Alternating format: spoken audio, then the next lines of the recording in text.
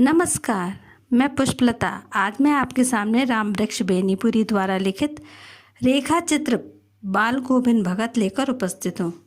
इस रेखा चित्र को समझाने से पहले मैं आपको रामवृक्ष बेनीपुरी जी के विषय में बताना चाहूँगी।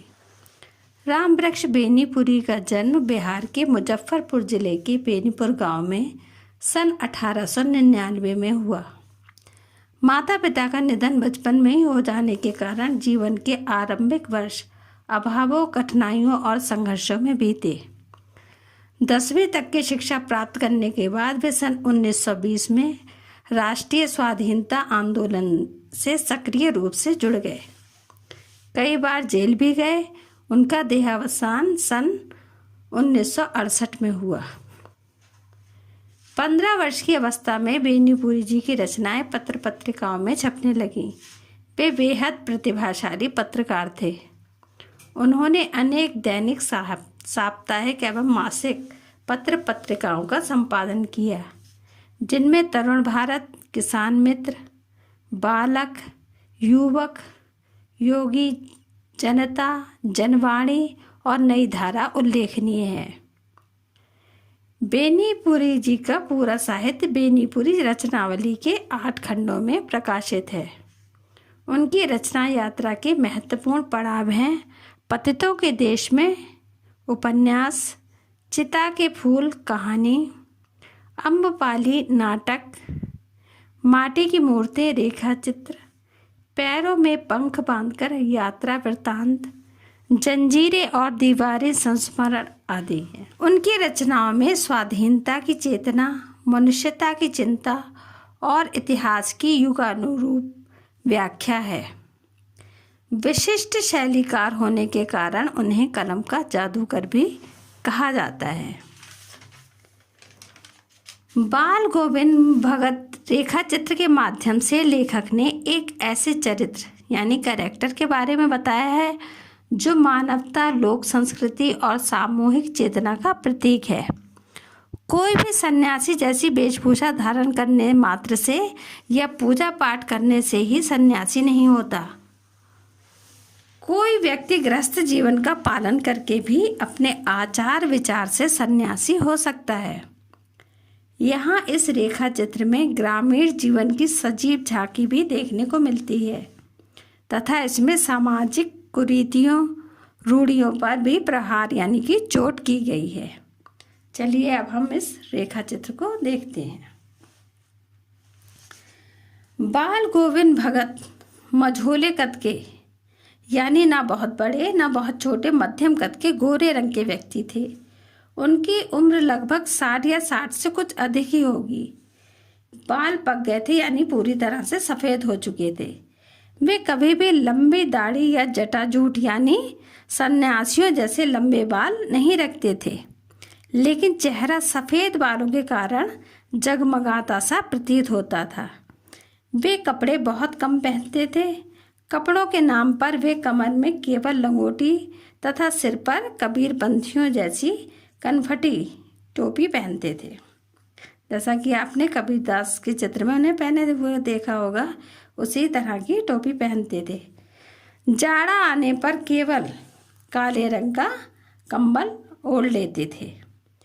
माथे पर नाक से लेकर माथे तक चंदन का रामानंदी टीका हमेशा चमकता रहता था और गले में तुलसी की जड़ों की बेडोल माला पहने रहते थे। अब जैसा कि उनकी वेशभूषा यहाँ पर वर्णित की गई है, उस हिसाब से ये नहीं समझे कि वे कोई साधु संत थे। वे घर गृहस्थी वाले थे। उनकी स्त्री के बारे में तो लेखक को कुछ याद नहीं, किंतु उसके बेटे बहू को लेखक ने देखा था। बाल गोविंद भगत की थोड़ी सी खेतीबाड़ी और एक अच्छा साफ सुथरा मकान था। गृहस्थ होते हुए भी बाल गोविंद भगत साधु की परिभाषा में खरे उतरते थे, यानी जो गुण एक साधु या संत में होते हैं वे सभी उनके अंदर विद्यमान थे। वे कबीर को ही अपना साहब मानते थे और उन्हीं के आदर्शों पर चलते थे। वे कभी किसी से झूठ नहीं बोलते थे, स्पष्टवादी थे, किसी से बेकार में झगड़ा मोल नहीं लेते थे, किसी की वस्तु को छूते नहीं थे। वे इन नियमों का पालन बहुत ही बारीकी से करते थे कि लोगों को आश्चर्य हो जाता था। वे अपनी सभी वस्तुओं को साहब यानी कबीरदास जी का मानते थे। यहाँ तक कि खेत में जो भी अनाज पैदा होता उसे पहले कबीरपंथी मठ में भेंट स्वरूप ले जाते और वहाँ से जो प्रसाद के रूप में मिलता उसी से अपनी गुजर चलाते यानी जीवन यापन करते। लेकिन लेखक को इन बातों से अलग उनका मधुर गाना बहुत पसंद था। वे कबीर के पद गाते जो उनके मधुर कंठ से निकलकर ऐसा प्रतीत होते थे कि सजीव हो गए हों। लेखक आषाढ़ के महीने की बात बताता है, जब बरसात की शुरुआत हो जाती है। बारिश की रिमझिम के बीच ऐसा लगता है कि पूरा गांव ही खेतों में उतर आया है। धान रोपने की तैयारी है, कहीं खेतों में हल चल रहे हैं, कहीं धान के पौध रोपी जा रही है। पानी से भरे खेतों में बच्चे उछल कूद कर रहे हैं। औरतें कलेवा यानी कि सुबह का नाश्ता लेकर खेत की मेड़ों पर आ बैठी हैं। सारा आकाश बादलों से घिरा है, पुरवाई चल रही है। इसी समय एक मधुर ध्वनि स्वरों में तरंगित होकर कानों में झंकार उठती है।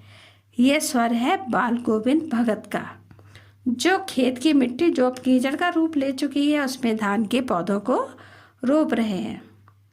ऐसा प्रतीत होता है जिस तरह उनकी उंगलियां एक एक पौधे को खेत में रोप रही हैं, उसी तरह उनके कंठ से निकला प्रत्येक शब्द संगीत की सीढ़ियों से कुछ स्वर्ग में और कुछ खेतों में खड़े लोगों के कानों में जा रहे हैं, जिसे सुनकर बच्चे झूम उठते।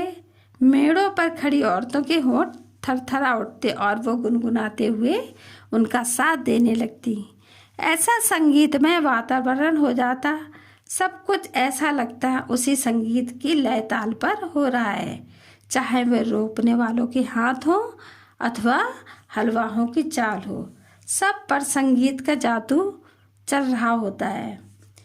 फिर लेखक भादों की अंधेरी रात का वर्णन कर रहा है। थोड़ी देर पहले ही मूसलाधार यानी कि तेज और लगातार होने वाली बारिश रुकी है।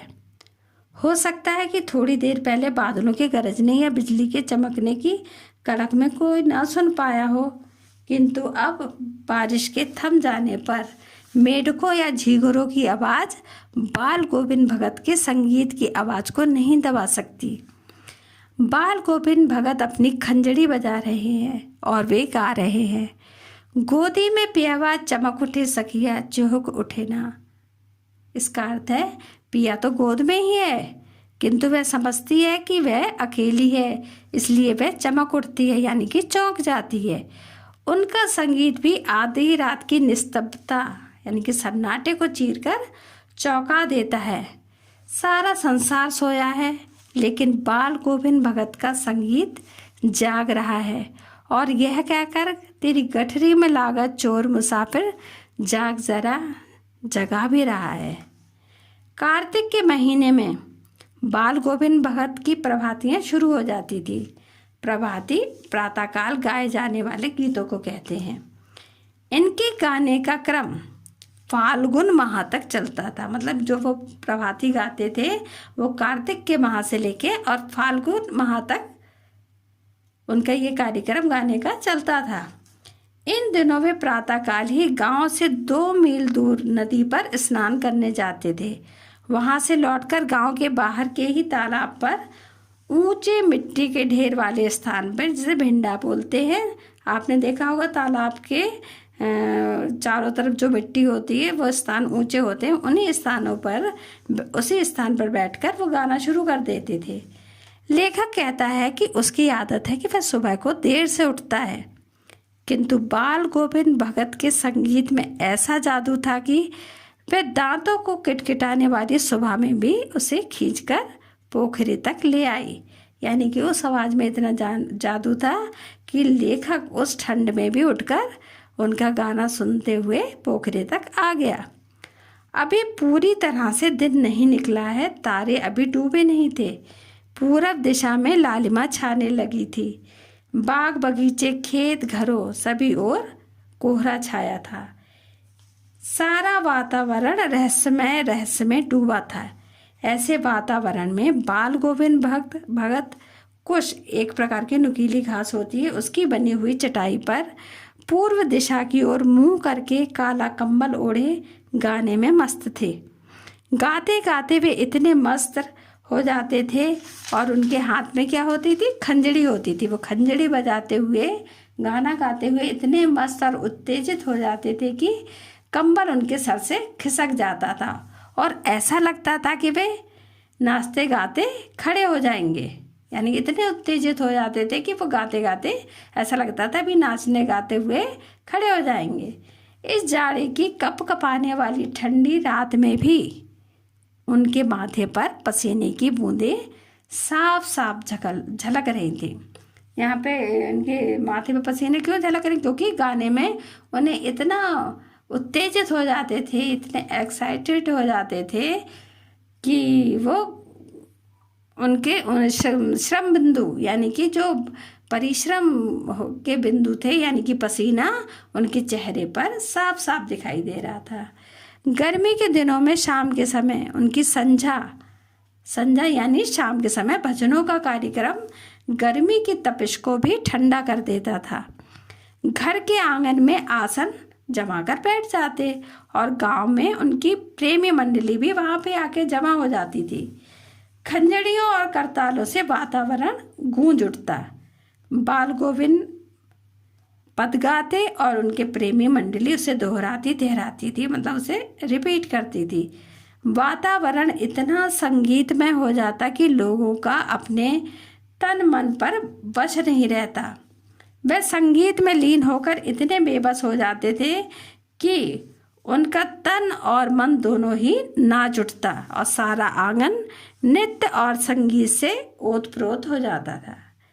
बाल गोविंद भगत इतने बड़े संगीत साधक हैं, इसकी चरम सीमा तब देखने को मिली जब उनका इकलौता बेटा मरा। वह कुछ सुस्त और बोधा यानी मंद बुद्धि वाला था, इसलिए बाल गोविंद भगत कहते थे कि उसे और भी इसलिए क्योंकि वह मंद बुद्धि का था, इसलिए बाल गोविंद भगत उसे और भी ज़्यादा प्यार करते थे और भी ज़्यादा चाहते थे, क्योंकि उनके अनुसार ऐसे लोगों को ज़्यादा प्यार और देखरेख की ज़रूरत होती है। उन्होंने बड़े चाव से अपने बेटे की शादी की। बेटे की बहू बहुत ही सुशील थी। अपने घर की सारी जिम्मेदारी उसने संभाल कर बाल गोविंद भगत को दुनियादारी से मुक्त कर दिया। उनका यानी बाल गोविंद भगत का बेटा बीमार था। लोगों को ये जानने की फुर्सत कहाँ थी, लेकिन मौत ऐसी चीज़ है जो सभी का ध्यान अनायास ही खींच लेती है। लेखक ने सुना कि बाल गोविंद भगत का बेटा मर गया तो उत्सुकतावश वे भी उनके घर पहुंच गए। जो दृश्य उसने देखा तो उसे देखकर वह आश्चर्य में पड़ गया। वह देखता है कि बाल गोविंद भगत ने बेटे को आंगन में चटाई पर लिटाकर सफ़ेद कपड़े से ढांक रखा है।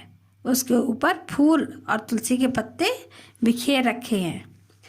शव के सिर के पास दीपक जलाकर रखा हुआ है।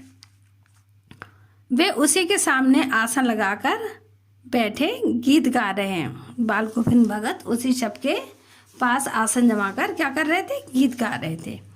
गाते गाते वे बेटे की बहू के पास जाते, जो उनकी पतोहू थी उसके पास जाते और उसे रोने के बजाय उत्सव मनाने को कहते, क्योंकि वे कबीर को साहब मानते थे और उनके अनुसार आत्मा परमात्मा से मिल गई है, गृहिणी अपने प्रेमी से मिल गई है। इससे अधिक आनंद की और कोई बात हो ही नहीं सकती।